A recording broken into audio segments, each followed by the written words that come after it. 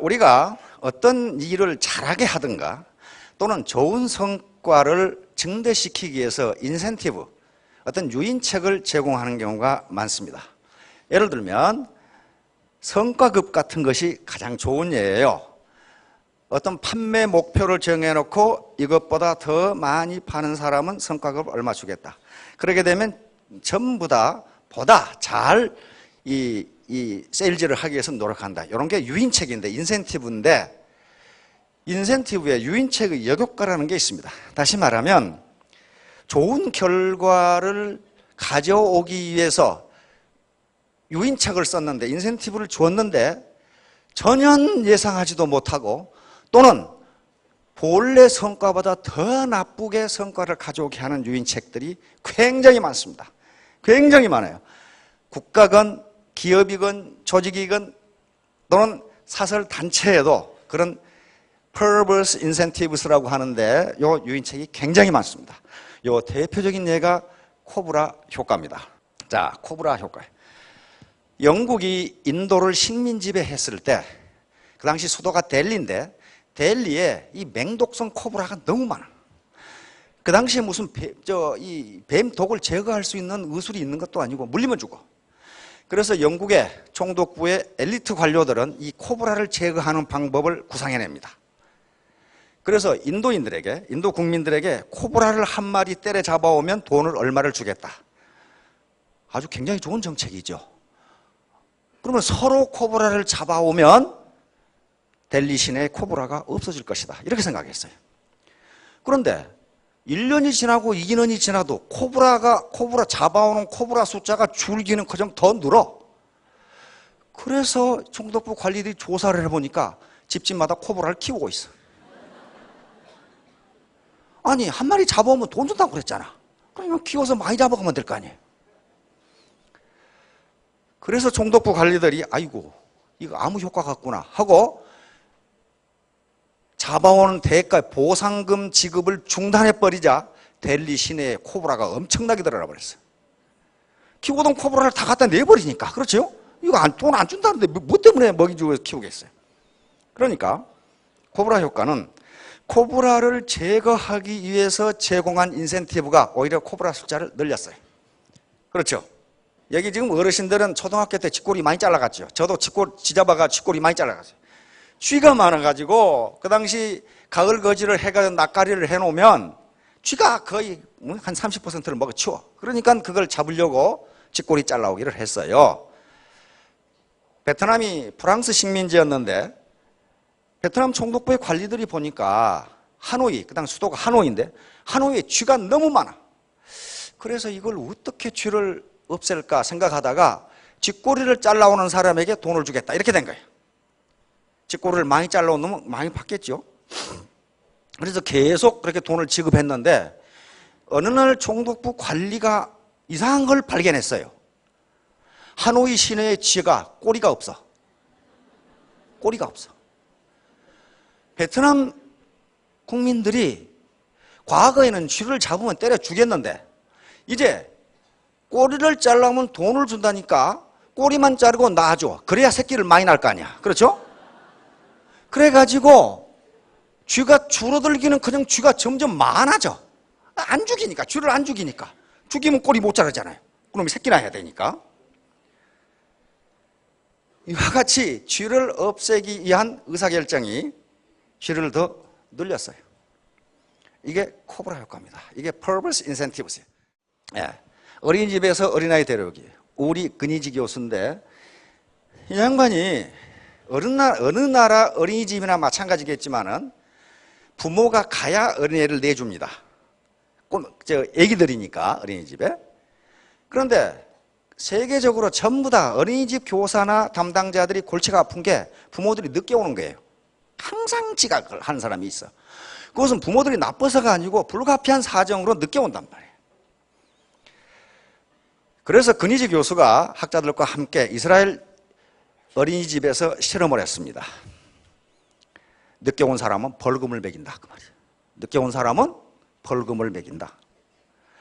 그러면 어떻습니까? 뭘 기대했어요? 벌금을 안 내기 위해서 모든 부모들이 빨리 올 것이다 그렇게 착각했는데 며칠 지나자 지각자가 2배로 늘었어. 왜 그렇게 했어요? 벌금을 안 매길 때는 늦게 가면 굉장히 미안했어. 나 때문에 어린이집 교사가 퇴근을 못 하는구나. 그런데 벌금을 매기니까 어때요? 내가 늦는 것은 정당하다야. 그렇죠? 내가 늦는 건 정당. 돈 주면 될 거 아니냐? 이게 돈 주면. 그러니까 미안한 생각이 없어지고 정당한 권리로 생각하는 거예요. 내가 늦는 걸. 이게 퍼버스 인센티브예요. 뭔가 사태를 개선하기 위해서 하는 의사결정이 사태를 악화시켜. 이게 이제 집단지성의 중요성이에요. 여기 계시는 분들도 여러 번 망해본 분들이 계실 거예요. 뭐 지금까지 순탄하게 지내온 분들도 계시지만은 여러 번 어려움을 겪었던 분들이 계십니다. 왜 그럴까요? 혼자 의사결정을 해서 뭔가 시작할 때는 그것이 최적이라고 생각해서 한 거예요. 그러나 예상하지 못한 문제가 있었던 거예요. 예상하지 못. 그러니까 그게 망하는 거예요. 그렇다면은 혼자 의사결정을 하지 않고 집단 의사결정, 다시 말하면 집단지성이 굉장히 중요하다. 나 혼자 하지 말고 요것을 비판적 사고라고 그럽니다. 비판적 사고라는 것은 어떤 문제를 한쪽 시각으로만 보지 말고 여러 각도에서 보아야 된다는 거예요. 그런데 모든 인간은 고정관념이라는 걸 가지고 있기 때문에 혼자서 여러 각도에서 볼 수가 없어요. 왜냐하면 자기는 그것이 최적이라고 생각하거든.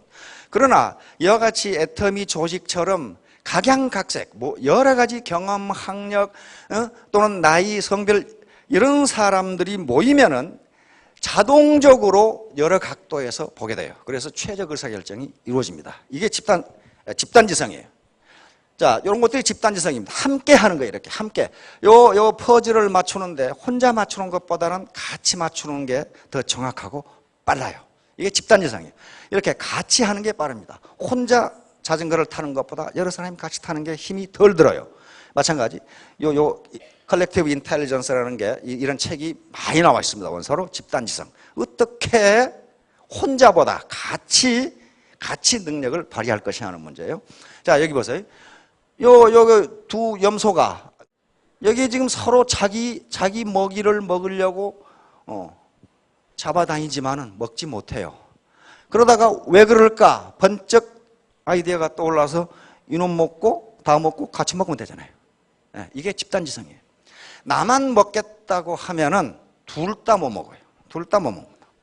자, 이제 누가 부자가 되는가 본격적으로 한번. 누가 부자가 된다고 했는지 실제로 어려운 상황에서 어려움을 딛고 부자가 된 사람들 말을 들어보면 거기에 부자가 되는 방법이 있어요. 자, 우리 헨리 포드 자동차 왕이죠. 이 양반 때문에 사실은 우리가 자동차 타고 다녀요. 헨리 포드가 T형 자동차를 만들기 전에는요, 자동차는 귀족들이 자기 이 기호품처럼 가지고 있던 게 자동차입니다. 너무 비싸서 보통 사람은 탈 수가 없어요. 그런데 헨리 포드는 어떻게 생각했냐면, 아니, 자동차를 꼭 귀족만 타라는 법이 어디 있느냐? 일반 서민도 타야 될 거 아니냐? 그러면 일반 서민이 타려면 어떻게 해야 되겠습니까? 우선 자동차 가격이 싸야 되고, 그 다음에 노동자 임금이 올라가야 돼요. 그렇죠? 노동자 임금이 올라가려면 노동자의 생산성을 올려야 됩니다. 그 당시 신문에서는 포드 보고 미친놈이라 그랬어요. 노동자에게 저렇게 많은 임금을 주고 어떻게 이윤이 납니다. 그런데 포드는 그렇게 생각하지 않았어요. 임금을 많이 주는 대신 생산성을 그렇게 끌어올리면 상대 임금은 높지 않다. 그렇게 생각한 거예요. 그래서 그 노동자들이 소득이 많아지면 자동차를 사게 될 테니 그러면 자동차가 많이 팔리면 또 이익이 아니냐 이렇게 생각한 거란 말이에요. 그래서 컨베이어 시스템이라고 하는 지금 우리 자동차 시스템, 그 생산 시스템을 만든 사람이 포드예요. 이 사람 뭐라고 그랬습니까? 한번 봅시다. 대부분의 사람들이 사소하다고 무시하는 것들에 관심을 갖는 소수가 부자가 된다. 그래서 자, 사소한 곳에 돈이 있다는 거예요. 중요하고 멋진 곳에 돈이 있습니다. 있는데 그건 보통 사람들 몫이 아니에요. 똑똑하고 잘난 분들이 다 그 자리를 차지하고 있어서 그쪽에 가서 기웃거렸다가는 쪽박차기 딱 맞아요. 신림동 고시촌에 가면요, 사법고시 본다고 한 10만 명이 우글거리고 있어요. 말이 고시 준비생이지 실제로는 백수입니다. 그렇죠? 쥐가 백수지 뭐예요 그게. 근데 제가 보기에는 거기 안 있을 놈이 그거 있어요.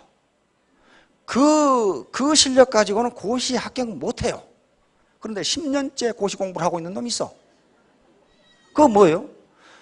똑똑하고 머리 좋은 사람들이 차지해야 할 자리를 지가 차지하려고 하기 때문에 그렇단 말이에요.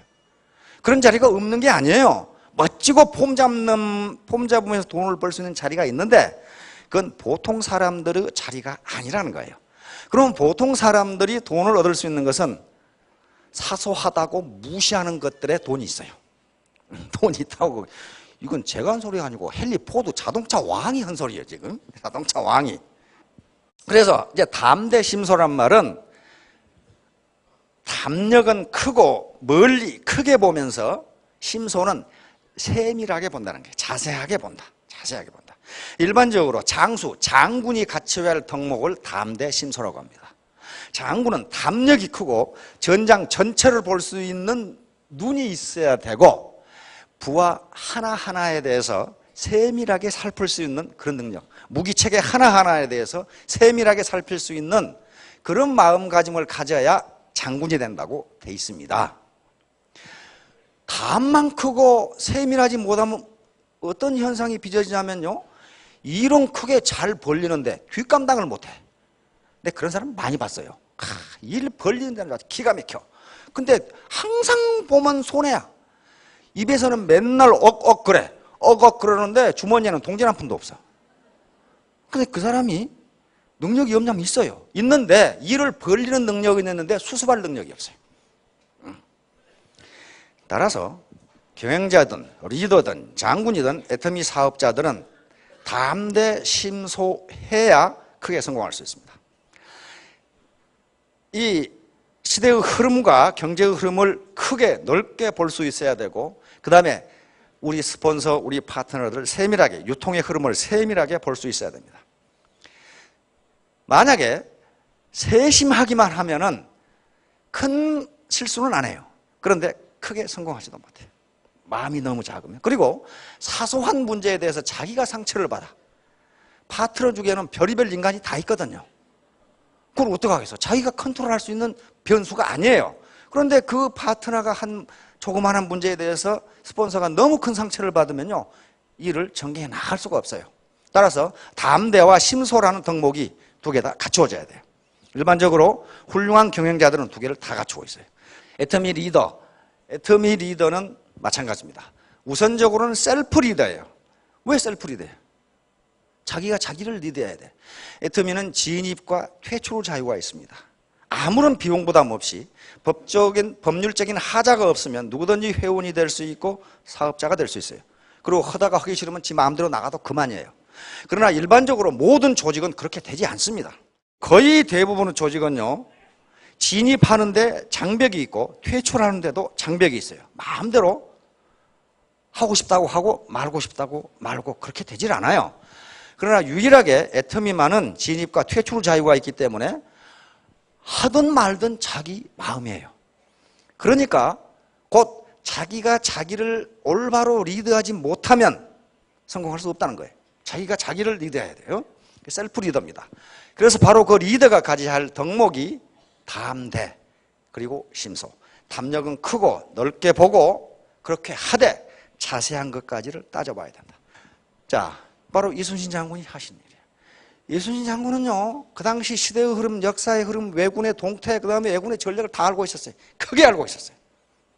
그러나 부하 하나하나를 굉장히 세밀하게 챙겼고, 만약에 자기 밑에 수하 장수 중에 또는 자기 부하 중에 전투를 하다 전사를 하면은 그 가족들이 있잖아요. 부인하고 자녀들이 있잖아요. 그 부인과 자녀들 평생 책임을 졌어요. 그렇게 세밀하게 했어. 그래야 싸우지. 그래야 싸우죠. 이게 가장이 죽어버리면 어떡하겠어요, 지금. 집에 남은 부모와 이 자녀들은. 그렇게 세밀하게 부하를 관리하고 전략을 짜고 전술을 챙기고 그렇게 했어요. 그러니까 바로 장수로서는 최고의 장수입니다. 자, 이제 대관소찰. 이것은 크고 넓게 보되 역시 세밀한 것까지를 살펴라. 이런 얘기입니다. 그러니까 우선 시대의 흐름에 대해서 대관을 할 수 있어야 됩니다. 이렇게 망원경으로 멀리 넓게 보는 시각, 그리고 현미경으로 아주 자세하게 보는 시각을 동시에 가져야 된다. 빌 게이츠 모르신 분은 없을 거예요. 마이크로소프트 회장이죠. 가난하게 태어난 것은 당신의 잘못이 아니지만 가난하게 죽는 것은 당신의 잘못이다. 그러니까 빌빌거리면 안 된다고 빌 게이츠가 지금 얘기를 한 거예요. 지금 빌 게이츠는 자수성가한 사람이에요. 자기 아버지가 무슨 마이크로소프트 무슨 그런 거 한 거 아니에요. 그렇죠? 혼자 한 거예요. 혼자. 가난하게 태어난 것은 자기가 선택할 수 있는 문제가 아니에요. 그거 자기 잘못 아닙니다. 그러나 가난하게 늙거나 살거나 죽는 것은 자기 잘못이다. 다시 말하면 가난한 것이 자기 죄다. 그건 부모의 죄도 아니고 사회의 죄도 아니고 누구 탓도 아니고 네 탓이다. 자, 남들이 꺼리는 곳에 돈이 있다. 어떤 자수성가한 부자가 또 이 말을 해놨더라고. 봅시다. 왕년에 공부 좀 했다고 편한 일자리만 찾아다녀서는 안 된다. 그럼 평생 월급쟁이 신세를 면하지 못한다. 돈은 남들이 꺼리는 일을 하는 데 따르는 보상이다. 젊은 사람들이 그저 편하고 안전한 일만 하려는 걸 보면 한심해 죽겠다. 이 사람 초등학교 나온 사람이에요. 그런데 어디에 돈이 있다고요? 남들이 꺼리는 곳에 돈이 있다. 아까 포드는 사소하다고 무시하는 것들에 관심을 갖는 소수가 부자가 된다. 자, 그래서 XX구 뉴타운에 있는 슈퍼마켓에 제 친구가 XX구에 뉴타운에 삽니다. 뉴타운이 굉장히 좋더라고요. 굉장히 깨끗해. 한꺼번에 지었기 때문에 집이 낡고 헝것이 그런 게 없어요. 다 똑같아. 그리고 가게도 슈퍼마켓도 전부 똑같아요. 사이즈도 똑같고 규모도 똑같아요.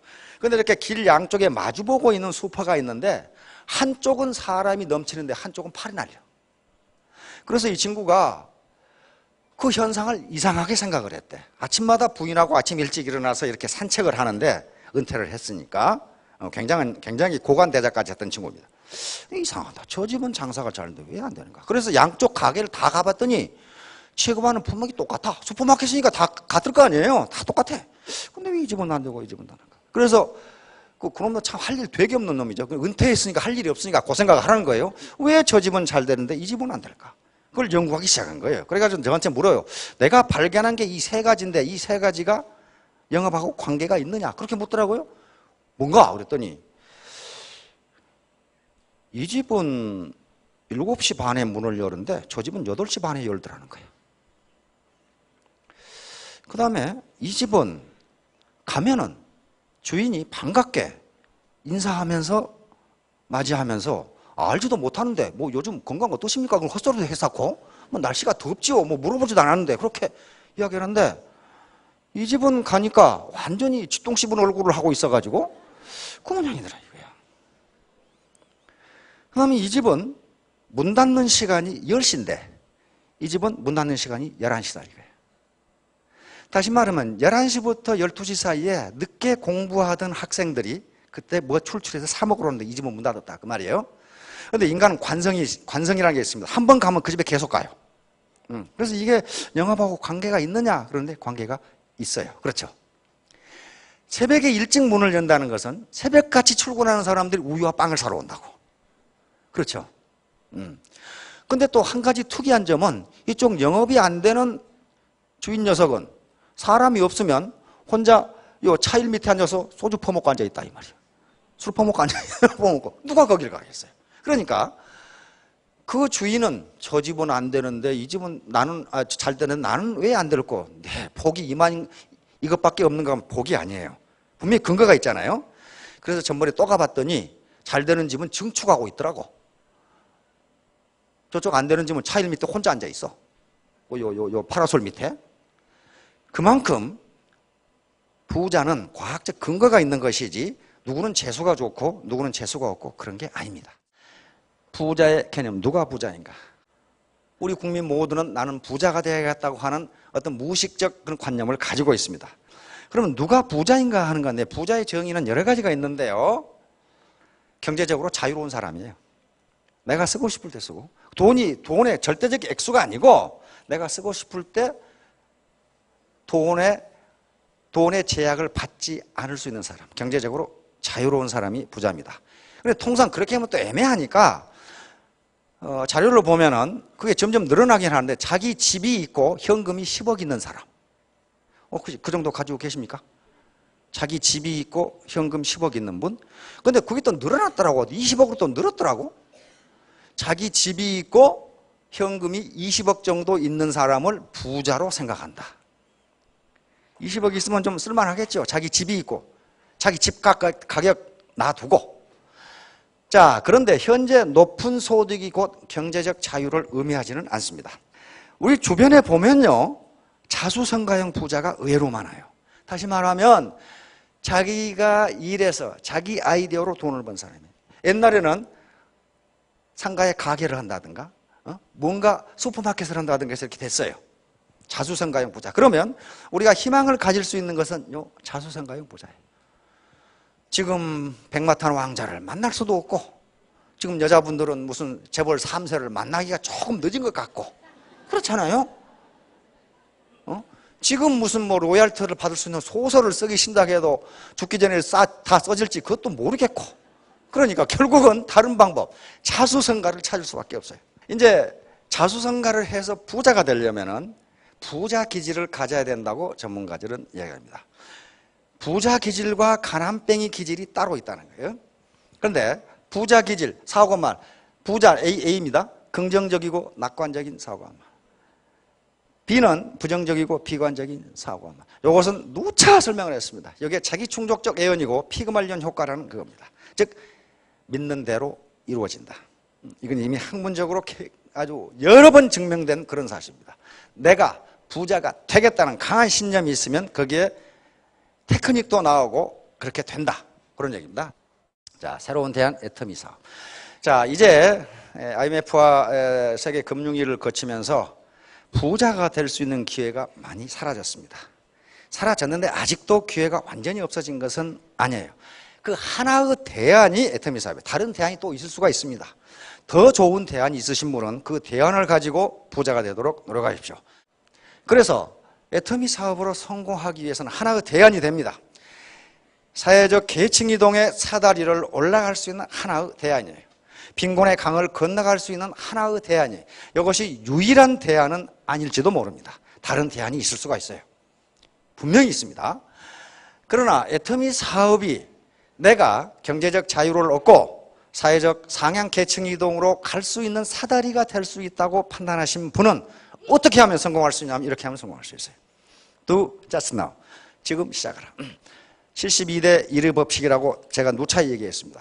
전문가들의 연구에 의하면 자기가 결심한 바를 72시간 내에 행동으로 옮기지 않으면 그것이 성공할 확률은 1%도 안 된다. 반드시 행동으로 옮겨야 된다. 그래서 이것이 대안이라고 생각하신 분은 즉시 시작하십시오. 대안이 아니고 다른 더 좋은 대안이 있다면 그걸 즉시 시작하십시오. 두 번째, do together, 함께하라. 앞에 부자 기질이 나왔고 여러 현자들의 말이 있었습니다. 그런데 내가 저걸 어떻게 하지? 혼자 하라는 게 아니에요. 혼자 하면요 그렇게 못합니다. 못할 가능성이 높아요. 세 번째, do ardently, 간절한 마음으로 하라. 반드시 성공하겠다. 내가 반드시 경제적 자유를 얻겠다는 간절한 마음이 없이는 어느 것도 성공할 수 없습니다. 이 사업이 성공할 수 있는 가능성이 있지만은 성공을 보장하는 것은 아닙니다. 그 보장은 자기가 해야 돼요. 그리고 초기에 오토 판매사가 될 때까지는 굉장히 어려울지도 몰라요. 가장 세상에서 제가 지금까지 살아보니까 어려운 일이 사람 상대하는 일이에요. 사람 상대하는 일이 제일 어려워요. 기계를 상대하거나 무슨 수학 문제를 풀거나 그것은 혼자 씨름하면 되는데 사람 상대하면요 사람을 미치게 하는 놈들이 있어요. 그렇죠? 그걸 참아야 된단 말이에요. 그렇죠? 내가 우리 부모님께 효도를 해야 되겠다. 우리 부모님 지금까지 내가 계속 부담만 되어드렸는데 효도를 하겠다. 그 간절한 마음 하나, 여러 가지가 있겠죠. 자식 교육, 그 다음에 형제간에 대한 그 다음에 사회에 대한 봉사, 자기가 믿는 종교에 대한 전도, 이런 거 하려면 돈이 필요하잖아요. 그것이 간절한 마음이 되면은 성공할 수 있다. Do not give up. 절대로 포기하지 마. 이건 현자들이 늘 하는 얘기죠. 실패는 능력이 부족해서가 아니라 중간에 그만두었기 때문이다. 그 말이 마시다 고노스케 같은 사람이다. 그렇죠. 자, 같이 하면 모두 부자 기질을 가지실 수 있고 3년 뒤에 4년 뒤에 모두 큰 성공을 거두실 겁니다. 예, 감사합니다.